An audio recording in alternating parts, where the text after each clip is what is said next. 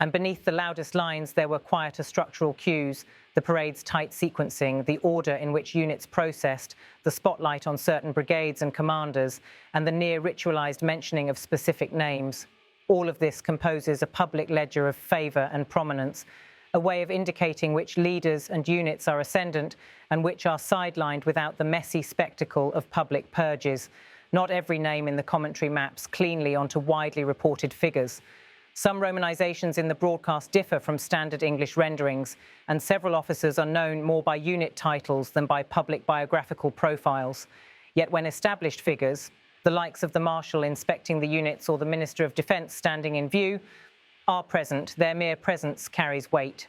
In the context of North Korea's politics, visibility is itself a statement. It signals trust, rehabilitation, prominence, or even a transfer of influence.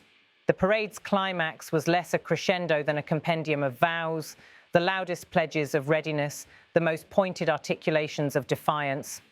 In such moments, the state's answers to soft power and sharp coercion coalesce, rituals of legitimacy buttressed by the latent threat of violence. The parade is a pedagogical instrument, teaching new generations the vocabulary of loyalty and the contours of national danger. To an external analyst, parades are also valuable because they let you read the regime's priorities. Which units are given pride of place? Which new insignia appear? How prominently are strategic forces displayed?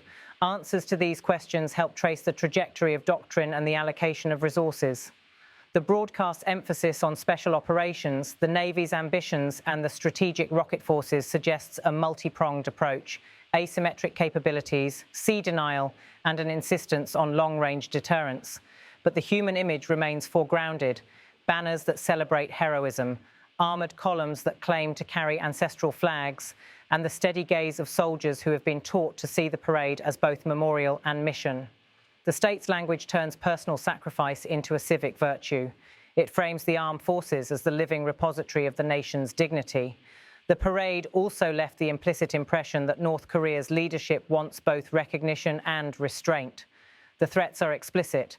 So is the desire to be treated as a sovereign power whose security considerations matter. That dual desire, to be feared and to be acknowledged, is a defining tension of contemporary policy. It shapes how the state prepares its forces, calibrates its rhetoric, and stages its public spectacles.